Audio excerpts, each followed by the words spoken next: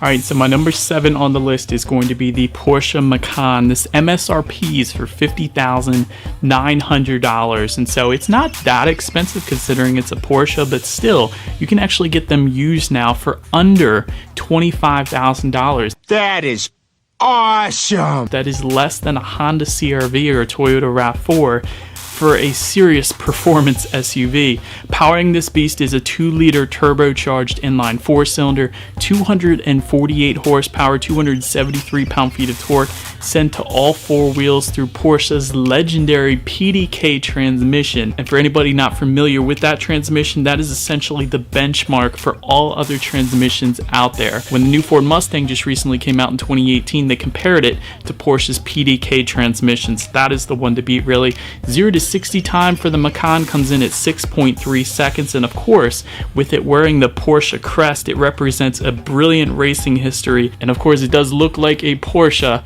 just in SUV form, so instantly people are going to think this Macan is well more expensive than what you possibly would get it for.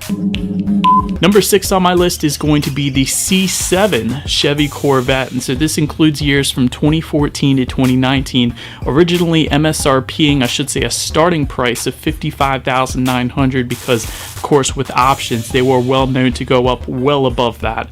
Used, you can now get them from $30,000, right around that $30,000 mark, which is great. That's actually less than what I paid for my Ford Mustang GT, so that is brilliant. Powering this thing is a 6.2-liter naturally aspirated V8, 460 horsepower, 465 pound-feet of torque, sent to the rear wheels, sending you to 60 in approximately 3.7 seconds.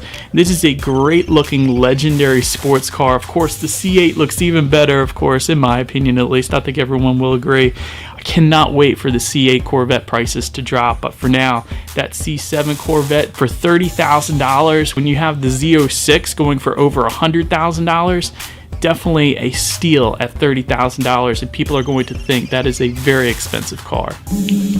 It's to number 5 on my list being the Chrysler 300. Although it's not as exciting as some of the other cars on the list, it's not going to trick any car enthusiast either, but it does look kind of like a Bentley or Rolls-Royce, or perhaps both of them having a baby perhaps. So the Chrysler 300 is priced at $29,470. However, you can find them now used for around $3,000 or really under $3,000. And yes, they're not known for being the most reliable vehicles in the world. Powering the 300 is going to be a 3.6-liter naturally aspirated V6 is the base engine, of course, 292 horsepower, 260 pound-feet of torque, 0 to 60 approximately 6.3 seconds, top speed 155 miles per hour, sent to the rear wheels approximately 30 miles per gallon on the highway. Though it's pretty impressive considering the size of this boat.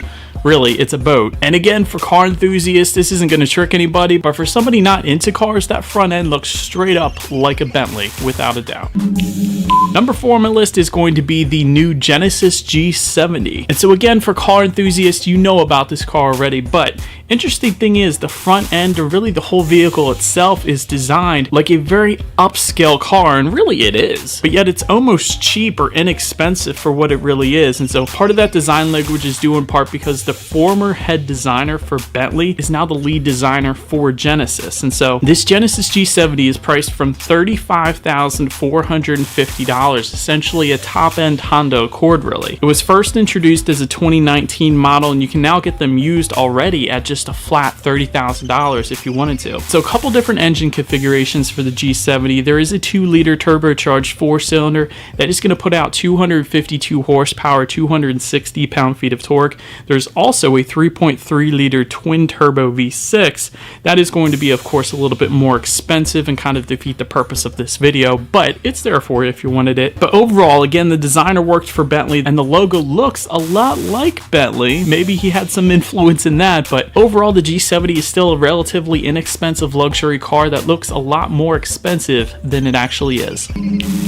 Number 3 on my list is an easy one. This is going to be the Maserati Ghibli. Starting price coming in at $70,990, and one of the most depreciated cars out there in history. I feel like you can now get these used for around $20,000 and even under $20,000. A Maserati Ghibli. It's an amazing looking car. The badge itself gives you an indication right off the bat. It is an expensive car, unless you get it pre-owned, of course. And we all know the elephant in the room when it comes to any Maserati really is going to be maintenance costs. For example, just about all of the engines found in any Maserati vehicle is Ferrari derived. So Ferrari is building engines for Maserati. Therefore, if something breaks, you are essentially repairing a Ferrari-based engine. For example, in this one, in the Ghibli, it's a 3-liter twin-turbo V6 built in Maranello, Italy. 345 horsepower, 369 pound-feet of torque, 0 to 60 time 5.5 seconds with 166 mile per hour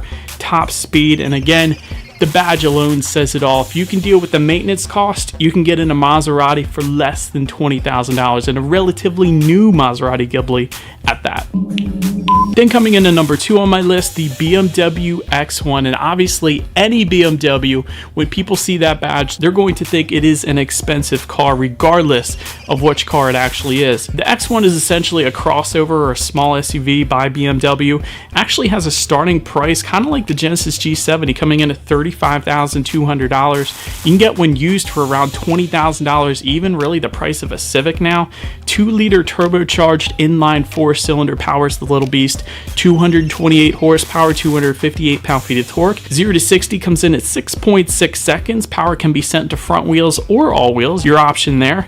You can get actually up to 33 miles per gallon on the X1 as well. So all in all, it's a pretty inexpensive, dare I say cheap SUV by BMW, and still one that is going to look a lot more expensive than you actually end up paying for it. But so now let me get to my number 1 on this list, the Mercedes-Benz A220. And so this is another fun one, kind of like the Genesis G70, kind of like the BMW X1. It's an entry-level vehicle into the luxury world, really. The A220 is relatively new for Mercedes-Benz as well. And the badge alone, once again, is going to fool everybody because they have no idea if this is an expensive car or an inexpensive car, because if you slap on an AMG badge on this A series, then you can do that. You're up to $50,000 already, not including any of the millions of options I feel like Mercedes-Benz always offers. And overall, this particular car is a smart move by Mercedes-Benz, because once you're in it, next car you're thinking maybe you want to upgrade to a C-Class or at least a CLA. But nonetheless, starting price on the A220 is $32,800 for a brand new Mercedes-Benz. That's crazy. And you can already find them used for around $25,000 or less. Powering the A220 is a 2-liter turbocharged inline 4-cylinder, 188 horsepower, 221 pound-feet of torque, 0 to 60 in 7.1 seconds, sent to the front wheels, getting up to 35 miles per gallon in a Mercedes on the highway. That is pretty crazy, you guys. And again, those numbers themselves aren't really too incredibly impressive, honestly. You can get a Honda Civic that'll hit 60 in less than that, but again, it is a luxury car with a Mercedes-Benz badge, so when you're driving down the road, people aren't going to know that you spent $25,000 on this Mercedes-Benz. They're going to think you spent closer to at least $40,000 or $45,000, and that is why the Mercedes-Benz A220 is number 1 on my list. And so, but that is about it for this one, you guys. Thank you so much for watching. Feel free to follow me on social media at the bottom of the screen there if you like. Be sure to hit the subscribe and the bell notification button if you're into new car reviews and videos like this, of course. Do appreciate you guys watching more than you know, and I will see you guys all in the next video. Stay gold.